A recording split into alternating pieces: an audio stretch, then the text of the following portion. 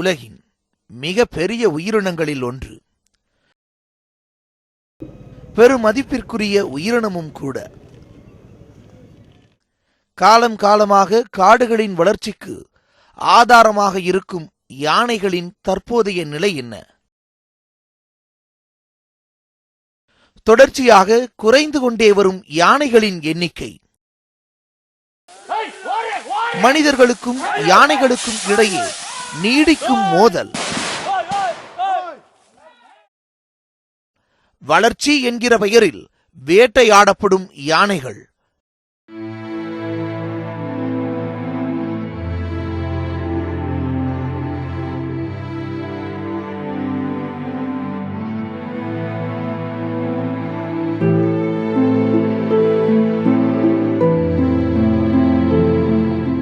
ஆசிய கண்டத்தை பொறுத்தவரை பல நூற்றாண்டுகளாக பெருமதிப்பிற்குரிய ஒரு காட்டு உயிரினமாக யானைகள் மதிக்கப்பட்டு வருகிறது.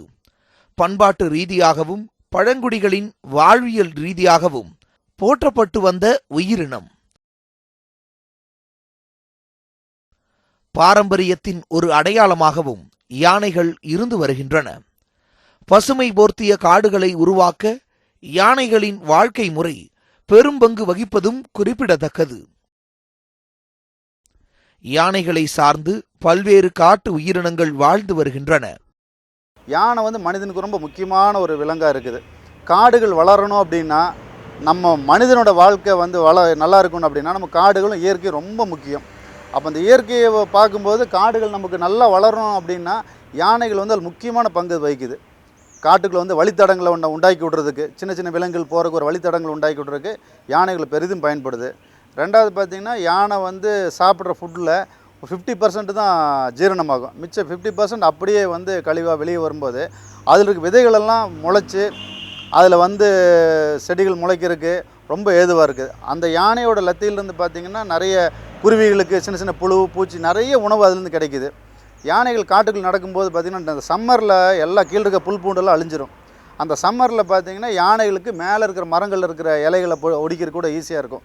ஸோ யானை அந்த இலைகள்லாம் ஒடிச்சு சாப்பிடும்போது அதுக்கு பின்னால் வர்ற பைசன் கூட்டம் அது கீழே விழுகிறத சாப்பிடும். அதுக்கு அடுத்தது மான் வந்துச்சுன்னா அது மிச்சம் வச்சுட்டு போகிறத மான் சாப்பிடும். அது மிச்சம் வச்சுட்டு போகிறத சின்ன சின்ன அனிமல்கள்லாம் சாப்பிடும். அப்படி யானை காட்டுக்குள்ளே ஒரு பெரும் பங்கு வகிச்சிட்டு இருக்குது. யானைகள் இல்லைன்னா நம்மளுடைய மலைகளெல்லாம் அழிஞ்சிரும் அப்படின்றது நம்மளுடைய கணக்கெடுப்பு. ஆசிய கண்டத்தை பொறுத்தவரை தற்போது 41,000 52,000 யானைகள் காணப்படுவதாக சமீபத்திய கணக்கெடுப்பு தெரிவிக்கிறது. ஆனால் 20ஆம் நூற்றாண்டின் தொடக்கத்தில் 1,00,000 யானைகள் ஆசிய கண்டத்தில் இருந்ததாக ஆய்வாளர்களின் அறிக்கைகள் தெரிவிக்கின்றன. ஒரு நூற்றாண்டில் 50% யானைகளை ஆசிய கண்டம் இழந்துள்ளது. ஆசிய கண்டத்தில் உள்ள நாடுகளில் இந்தியாவில்தான் அதிக அளவிலான யானைகள் காணப்படுகின்றன. கிட்டத்தட்ட 26,000 முதல் 31,000 யானைகள் இந்தியாவில் காணப்படுவதாக புள்ளி விவரங்கள் தெரிவிக்கின்றன. இதில் தென்னிந்தியாவில் 4,000 முதல் 5,000 யானைகள் வாழ்ந்து வருகின்றன. இந்தியாவில் இருக்கிற மொத்த யானைகளோட பாப்புலேஷனில் நம்மளுடைய சவுத் இந்தியாவில் தான் 50% இருக்குது. அதுலேயும் இந்த 50%ல் பார்த்திங்கன்னா மேஜர் பார்ட் இந்த வெஸ்டர்ன் காட்ஸ்லேயும் கிழக்கு தொடர்ச்சி மலை மேற்கு தொடர்ச்சி மலையில் இருக்குது. இந்த மேற்கு தொடர்ச்சி மலையும் கிழக்கு தொடர்ச்சி மலையும் இந்த மேட்டுப்பாளையம் சுற்றி இருக்கிறனால இந்த மேட்டுப்பாளையம் பகுதிகளுக்கு யானைகளுடைய கான்ஃப்ளிக்ட் எப்பவுமே ஜாஸ்தி இருக்கும். ஏன் அப்படின்னா உணவுக்காக வேண்டியும் நீருக்காக வேண்டியும் யானைகள் ஒரு குறிப்பிட்ட இடத்துல வாழ்கிறதில்ல. மைக்ரேட் ஆகிட்டே ஒரு இடத்த விட்டு இடம் இடப்பயிற்சி செஞ்சுட்டே இருக்கும். அப்படி ஒரு வருஷத்தில் இடப்பயிற்சி செய்கிற காலங்கள் டிசம்பர்லேருந்து பார்த்திங்கன்னா மார்ச்சுக்குள்ளே இடப்பயிற்சி செய்யும்.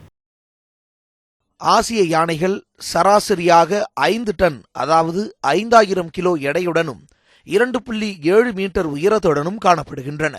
யானைகள் உயிர் வாழ்வதற்கு ஒரு நாளைக்கு சராசரியாக 150 கிலோ உணவை உட்கொள்ள வேண்டும். இதனால் உணவை தேடுவதற்காக யானைகள் ஒரு நாளைக்கு 30 கிலோமீட்டருக்கும் அதிகமாக நடக்க வேண்டிய கட்டாயம் உருவாகிறது. வரலாற்றின் பாதையில் தொடர்ச்சியாக பயணித்துக் கொண்டிருக்கும் யானைகளின் தற்போதைய நிலை மிகவும் பரிதாபமாக இருக்கிறது.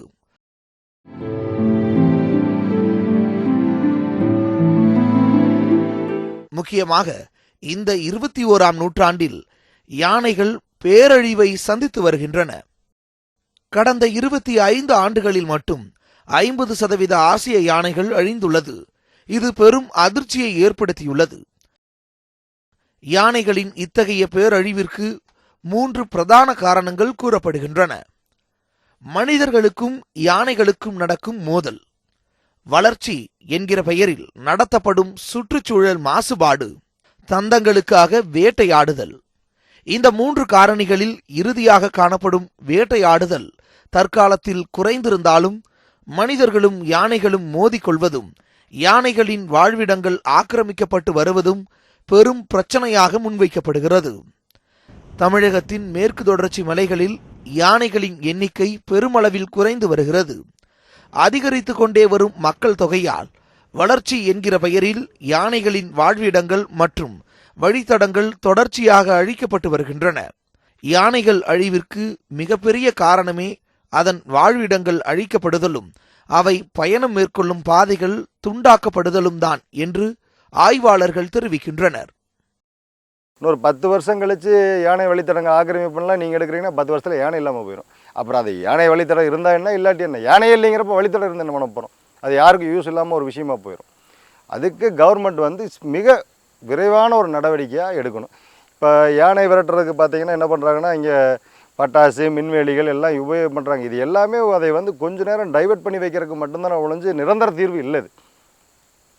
இது வந்து எந்த ஒரு பாதுகாப்பான விஷயங்களும் கிடையாது. ஒரு பட்டாசு விடுறதோ ஒரு மின்வேலி போடுறதோ, இது பார்த்தீங்கன்னா இப்போ மின்வேலியில் வந்து ஒவ்வொரு யானைகள் அடிபட்டு செத்துருது, சின்ன சின்ன மிருகங்கள் அடிபட்டு போயிடுது.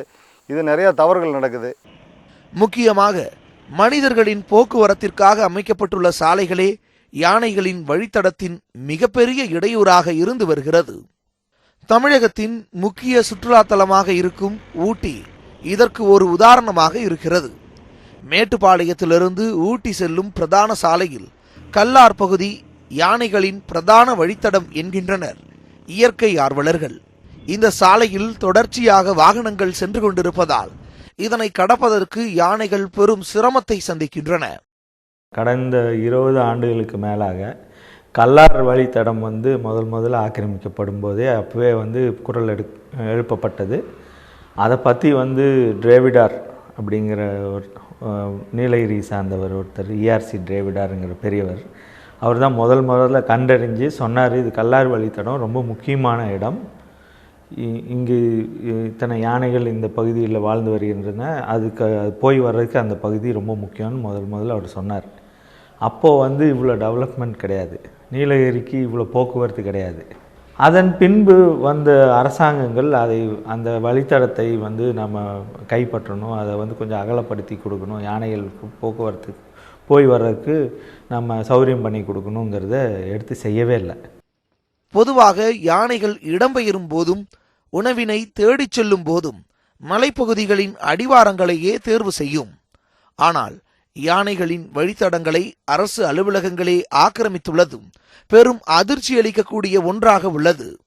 முக்கியமாக வனத்துறையின் கட்டுப்பாட்டில் இருக்கும் தமிழக அரசின் தோட்டக்கலைத்துறை யானைகள் வழித்தடத்தில் உள்ள பெரிய ஆக்கிரமிப்பு என்றும் சுற்றுச்சூழல் ஆர்வலர்கள் தெரிவிக்கின்றனர்.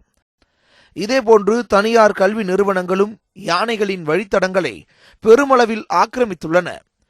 இது மட்டுமல்லாமல் சில தனியார் மருத்துவமனைகளும் வாழ்வியல் பயிற்சி மையங்களும் பெருமளவிலான வழித்தடங்களை ஆக்கிரமித்துள்ளதாக தகவல்கள் தெரிவிக்கின்றன. ஆனால் பாதுகாக்கப்பட்ட வனப்பகுதிகளுக்குள் இதுபோன்ற தனியாருக்கு சொந்தமான நிலங்கள் அனுமதிக்கப்பட்டது எப்படி என்ற கேள்வியும் எழுகிறது. ஆக்கிரமிப்புகள் தொடர்பாக பல்வேறு புகார்கள் முன்வைக்கப்பட்ட நிலையிலும் இதுவரை எந்த நடவடிக்கையும் எடுக்கப்பட்டதாக தெரியவில்லை. சுற்றுச்சூழல் ஆர்வலர்கள் பல்வேறு போராட்டங்களை முன்னெடுத்து வந்தாலும் யானைகளின் வழித்தடங்கள் தொடர்ச்சியாக ஆக்கிரமிக்கப்பட்டு வருவதும் வருத்தமளிக்கக்கூடிய வகையில் உள்ளதென்றும் தெரிவிக்கின்றனர். பெரிய பெரிய லெவலில் பெரிய பெரிய கேளிக்கை park, guest house, hotels, company இதெல்லாமே வந்து ஃபாரஸ்ட் ஒட்டியே கட்டி வச்சுருக்காங்க. இதெல்லாமே வந்து எலிஃபென்ட் கேரிடரில் வருது. ஆனால் இது மேலே யாரும் நடவடிக்கை எடுக்க மாட்டேறாங்க. இது என்ன காரணம்னா, எல்லாம் பணம் பொருந்தியவங்க, அரசியல் பலம் உள்ளவங்க. அதனால் வந்து இது யாரும் வெளியே பேச மாட்டேறாங்க. இவங்க இன்னொரு 10 வருஷம் 20 வருஷம் இருந்தாங்கன்னா அவங்க பணம் சம்பாதிப்பாங்க. மீதி இருக்கிறவங்க பூராமே ஒன்றுமே இல்லாமல் போயிடுவாங்க. யானையினால் அழிக்கப்பட்டுரும். யானையோட வழித்தடங்கள் அழிக்கப்பட்டனால தான் அது இடங்கள் மாறி வந்து உயிர் சேதங்களோ பொருள் சேதங்களோ ஏற்படுத்துறதுக்கு மிகப்பெரிய காரணமாக இருக்குது.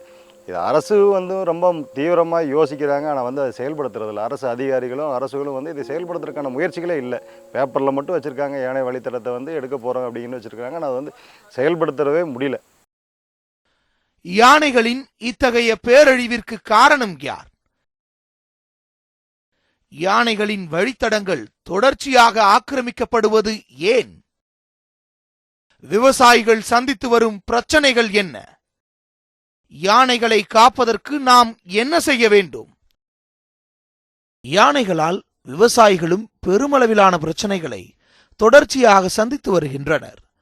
தற்போதுள்ள நிலையில் வழித்தடங்கள் எல்லாம் ஆக்கிரமிக்கப்பட்டுள்ளதால் வேறு வழியின்றி விவசாய நிலங்களுக்குள் யானைகள் நுழைந்து விடுகின்றன. யானைகளுக்கும் மனிதர்களுக்கும் இடையே உண்டாகும் மோதல் இங்கிருந்துதான் தொடங்குகிறது. ஸோ இந்த 20 வருஷத்துக்கு முன்னாடி இவ்வளோ பெரிய யானை கூட்டம் அப்படின்னு வந்து விவசாய பயிர்களை பூந்து ஒரு தாக்குதல்ங்கிறது எங்களுக்கு ஏற்படலை.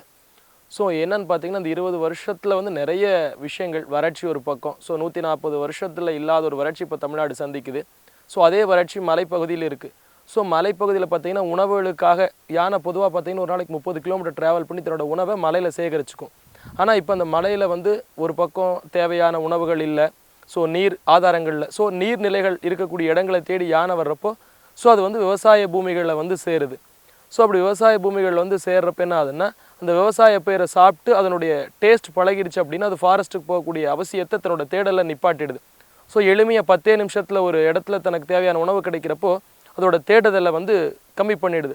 ஸோ அதான் ஒரு மெயின் பிரச்சனை. விவசாய நிலங்களுக்குள் யானைகள் நுழைந்து பயிர்களை நாசம் செய்வதால் யானைகளை விரட்டியடிக்க விவசாயிகள் பல்வேறு வழிகளை கையாளுகின்றனர். இதில் முக்கியமாக விவசாய நிலங்களை சுற்றிலும் மின்சார வேலிகள் அமைத்துள்ளதால் யானைகள் பெருமளவில் பாதிக்கப்படுகின்றன. இதையும் மீறி யானைகள் உள்ளே நுழையும் போது நெருப்பினை காட்டியும் வெடிகள் போட்டும் யானைகளை விரட்டுகின்றனர். இதுபோன்ற சமயங்களில் யானைகளால் மேற்கொள்ளப்படும் தாக்குதலினால் மனிதர்களின் உயிரிழப்பும் ஏற்படுகிறது.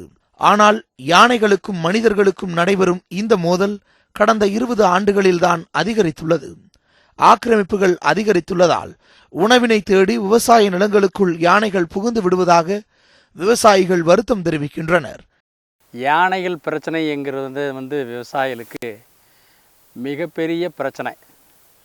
ஒரு 10, 12 ஆண்டுகளுக்கு 15 ஆண்டுகளுக்கு முன்னதாகலாம் வந்து நாங்கள் இந்த விவசாய குடும்பத்தை சேர்ந்தவங்க யாருமே யானைகளவே பார்த்ததே கிடையாது. யானையினுடைய வழித்தடத்தை எல்லாம் ஆக்கிரமித்து பல இடத்துங்களை கட்டடங்கள், அவங்க ஹோட்டலாக அல்லது ஏதாவது ஒரு பள்ளிகளாகங்கிறத சொல்கிறாங்க. ஆனால் வந்து ஏகப்பட்ட இடங்களில் அதனுடைய யானை வழித்தட்டத்தெல்லாம் மறித்து கட்டடம் கட்டுறதுனால மலைப்பகுதியில் இருக்கக்கூடிய யானைகள் வந்து வேறு இடங்களில் அது வழி தெரியாமல் தண்ணிக்காகவோ உணவுக்காகவோ கிராமங்குள்ளே போகுது. யானைகளால் பாதிக்கப்பட்ட இந்த விவசாயி தன்னுடைய விவசாய நிலம் முழுவதும் சேதப்படுத்தப்பட்டுள்ளதாக வருத்தத்துடன் தெரிவிக்கிறார். இந்த பாதிப்பிலிருந்து மீண்டு வருவதே பெரும்பாடாக இருக்கிறது என்றும் தெரிவிக்கிறார். நான் எப்பவுமே தோட்டத்தில் இருக்கிறவங்க நம்ம ஒரு ஆள்கிட்ட அடிக்கடி ஆனை ஏகப்பட்ட ரோடி பண்ணிட்டு இருக்குது. வேசவே எல்லாம் எல்லாம் இருக்க முடியறதில்ல. தென்னம்பிள்ளை தான் போய் தொலைஞ்சு போச்சு. வேலைக்கு மேலே சொல்கிறது கஷ்டமாக இருக்குது. அப்போ ஒரு 10 ரூபாய் பயிர் விதைச்சேன்னா பூரா அப்போ தின்ட்டு போயிருக்கு. இருக்கிற தண்ணி அதுக்கு தான் பாயுது. விட்டாமல் வேறு வேலை இல்லை. பூரா அப்படியே பட்டே போச்சு பூரா. அந்த கொடுத்தே பூரா பிடுங்குது. அது என்ன பண்ணுறது, அப்படியே காஞ்சிடுறது, தளியிறது இல்லை. அப்படியே ஒரு 40 ரூபாய் இப்போ ஒரு 2, 3, 4 தாட்டி வந்து பஸ்ஸுக்கு எப்படி இருந்தாலும் ஒரு 10 மணி 5 மணி தீர்த்து போகுது. அது இப்போ ஏதாவது இடத்த எடுத்து விட்டால் அது இடத்தாலும் ஒன்றும் சேர்க்கறதில்ல. இடத்த விட்டாலும் கூட அதை எல்லாம் மிதிச்சிட்டு உள்ளே வந்துடுது வகுத்துக்கு ஒன்றும் இல்லைன்னா. அது ஒன்றும் பண்ண முடியாது.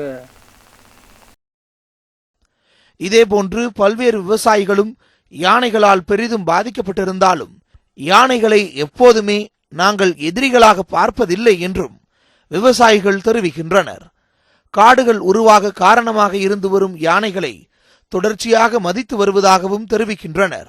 நான் ஒரு விவசாயிங்கிறனால சொல்கிறேன், யானையை நான் குறை சொல்லணும்னு என்னுடைய எண்ணம் அல்ல. அதுவும் ஒரு உயிர். ஒரு விவசாயியாக இருக்கிறவனுக்கு மாத்திரம்தான் இன்னொரு உயிரோட வேதனை என்னன்னு தெரியும். அதோட பசிக்காக போராடுகிறது. நானும் என்னோட வயிற்று பசியை போக்கிக்கிறதுக்காக போராடுறேன். ஸோ எங்கள் 2 பேர்த்தோடைய போராட்டம் அதுதான். ஸோ எங்கள் 2 பேர்த்துக்கு இடையில் ஒரு மோதல் இல்லாமல் ஒரு புரிந்துணர்வை ஏற்படுத்தணும்னா அரசு அதற்கு நடவடிக்கை எடுக்கணும், வனத்துறை அதற்கு நடவடிக்கை எடுக்கணும்.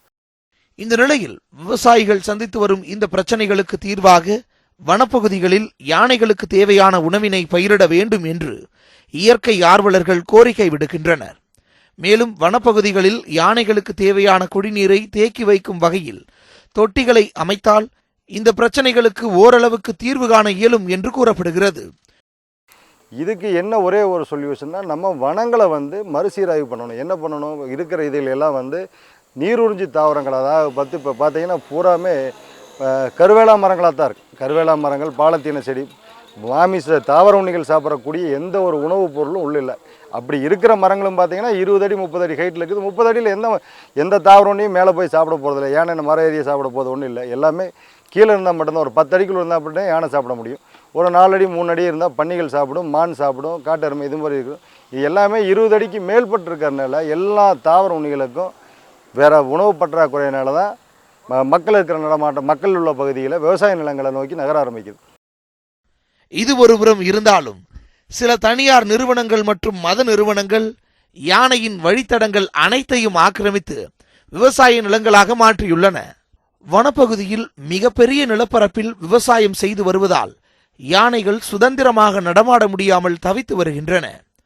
3 அடுக்கு பாதுகாப்புடன் மின்சார வேலி அமைக்கப்பட்டு விவசாயம் செய்யப்பட்டு வருகிறது. இதனிடையே ஆண்டுதோறும் நடைபெறும் கோவில் யானைகளுக்கான புத்துணர்வு முகாம் விவசாயிகளுக்கு பெரிய பாதிப்பை ஏற்படுத்துகிறது என்ற குற்றச்சாட்டையும் விவசாயிகள் முன்வைக்கின்றனர். முகாம்களில் இருக்கும் யானைகளை பார்க்க காட்டு யானைகள் வருவதால் விவசாய நிலங்கள் சேதப்படுத்தப்படுகின்றன.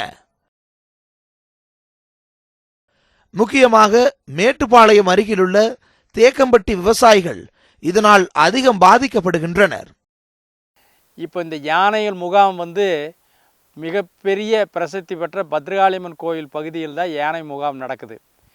இந்த முகாம் நடக்கிறதுனால யானை முகாம் இந்த 4 ஆண்டு காலமாக நடக்கும்போது யானைகளுடைய நடவடிக்கை கம்மி. ஆனால் இந்த யானை முகாம் இங்கே போட்ட பின்னாடி, தேக்கம்பட்டி பகுதியிலே நடந்த பின்னாடி தான் யானைகளுடைய அட்டகாசம் அதிகம், யானைகளுடைய நடமாட்டம் அதிகம்.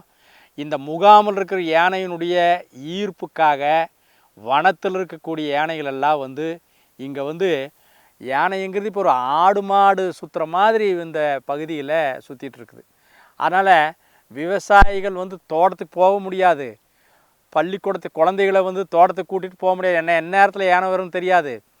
காலையில் அதிகாலையில் நகரத்துக்கு மார்க்கெட்டுக்கு காய்கறியை வந்து பால் கொண்டு போகிற வேலையும் வந்து பயம். ஆக இதுக்கு என்ன காரணங்கிறதுக்காக பல போராட்டம்னா இந்த பகுதியில் 20-25 பேருக்கு மேலே இறந்து, பலர் தாக்கப்பட்டு, பல லட்சக்கணக்கான ஏக்கர்கள் தொடர்ச்சியாக இப்போது வறட்சி ஒரு பக்கம், தண்ணி இல்லை ஒரு பக்கம், வேறு பிரச்சனைகள் ஆள் பிரச்சனை, இது மாதிரிலாம் பிரச்சனை இருந்தாலும் கூட இப்போ இந்த யானைகள்னால் அழிக்கிறது, விவசாயத்தை அழிக்கிறது, நாசம் பண்ணுறது, அதனால் வேதனை அடைகிறது தான் விவசாயிகளுக்கு பெரிய பிரச்சனையாக இருக்குது. ஆனால் கோவில் யானைகளுக்கு இந்த புத்துணர்வு முகாம் மிகவும் இன்றியமையாத ஒன்றாகவும் இருக்கிறது.